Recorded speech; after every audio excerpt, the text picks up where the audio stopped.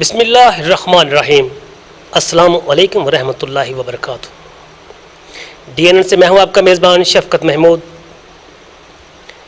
ہمارے اسٹوڈیو میں اس وقت میرے ساتھ موجود ہیں، اسٹیج کے حوالے سے انہیں نہ صرف پنجاب بلکہ دور دراز خطہ کشمیر کی حسین وادیوں میں ان کی آواز کو اکثر سنا جاتا ہے۔ خطیب جامع مسجد حضرت عمر فاروق رضی اللہ تعالیٰ عنہ دھونکل وزیر آباد، میری مراد جناب حضرت علامہ محمد اشفاق احمد مجددی، خادم استانہ عالیہ چورا شریف۔ آئیے ان سے جانتے ہیں کہ یہ ناظرین کو استقبال رمضان کے حوالے سے کیا پیغام دیں گے۔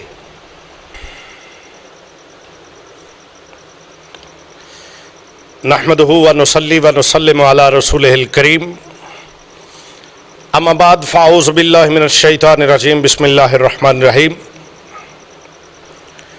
یا ایہا الذین آمنوا کتب علیکم الصیام کما کتب علی الذین من قبلکم لعلکم تتقون۔ صدق اللہ مولانا العظیم۔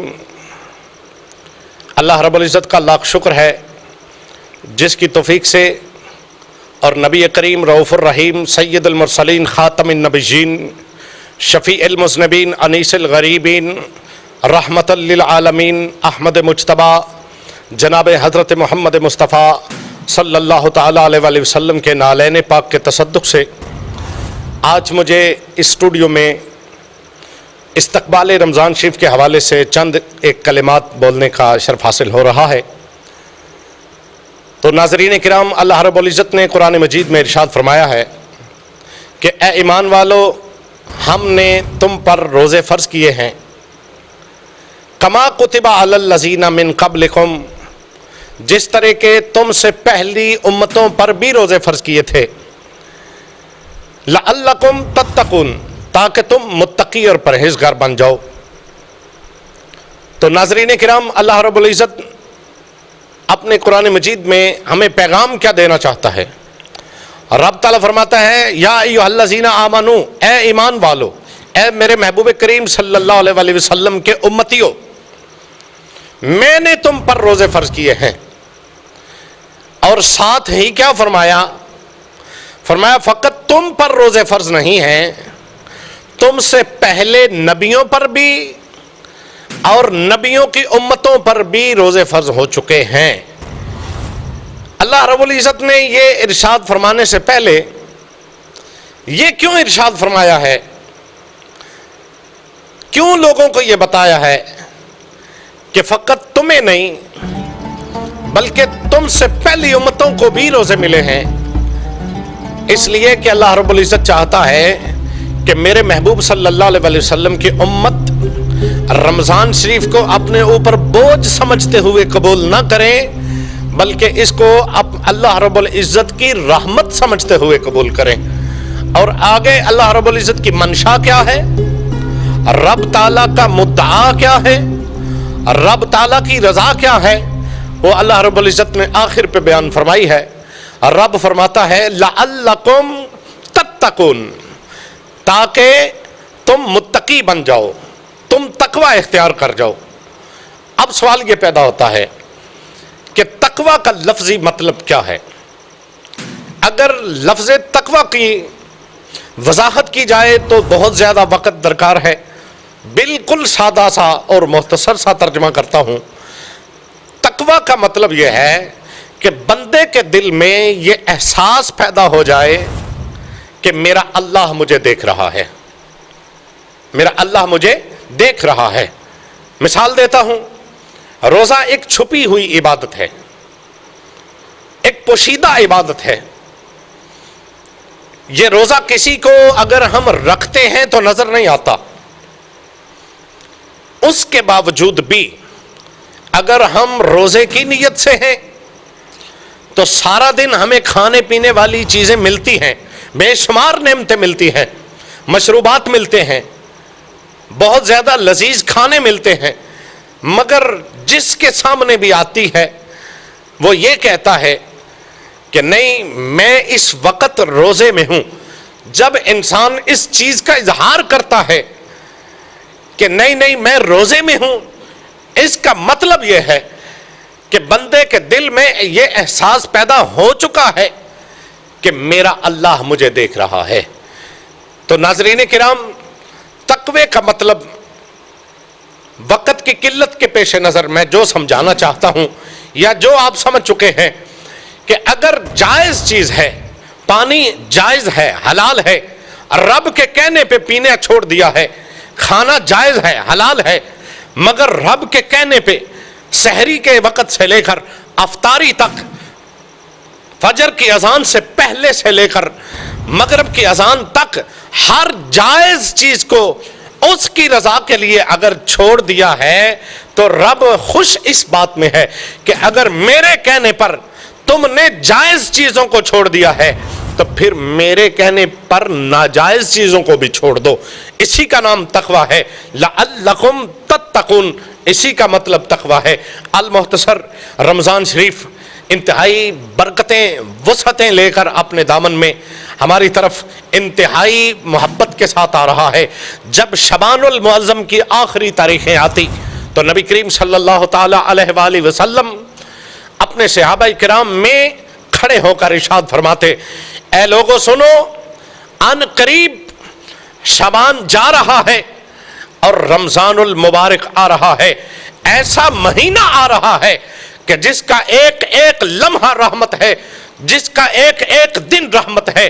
اور آگے سرکار دو عالم صلی اللہ علیہ وآلہ وسلم فرماتے ہیں ایسا بابرکت مہینہ ہے، اگر کوئی بندہ نفلی عبادت کرتا ہے تو اس کا اجر فرضوں کے برابر ہوتا ہے، اور اگر کوئی فرض ادا کرتا ہے تو اللہ تعالیٰ فرض عبادتوں کا ثواب 70 گنا تک بڑھا دیتا ہے۔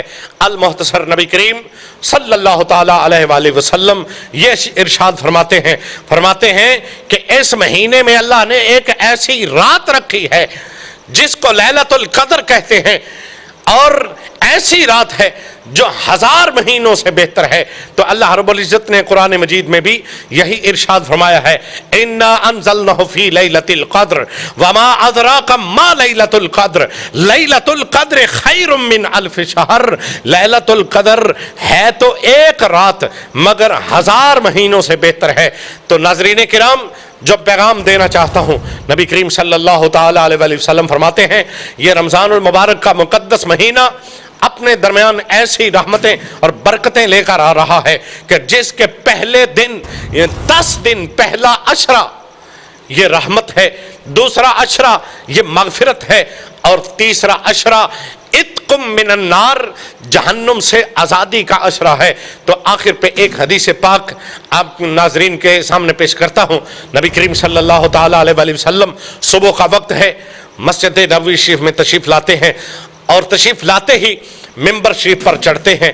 تو جب پہلے سٹیپ پہ اپنا قدم مبارک رکھا تو فرماتے ہیں آمین، دوسرے سٹیپ پہ قدم مبارک رکھتے ہیں، پھر فرماتے ہیں آمین، تیسرے سٹیپ پر قدم مبارک رکھا تو پھر فرمایا آمین۔ صحابہ کرام نے عرض کی، فدا کا ابی و امی یا رسول اللہ، یا رسول اللہ صلی اللہ علیہ وسلم، ہمارے والدین آپ پہ قربان ہو جائیں۔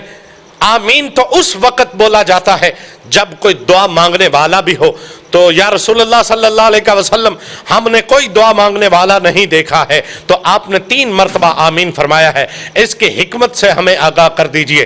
تو نبی کریم صلی اللہ علیہ وسلم نے فرمایا، اے میرے صحابہ کرام، ابھی ابھی میرے قدموں میں جبریل حاضر تھا، ابھی ابھی میرے قدموں میں فرشتوں کا امام حاضر تھا، تو وہ دعا مانگ رہا جب میں نے پہلے سٹیپ پہ قدم رکھا، اس نے دعا مانگی، یا اللہ تباہ ہو جائے وہ شخص جس کی زندگی میں رمضان آیا اور اس نے رمضان کی قدر کر کے جنت حاصل نہ کر سکی۔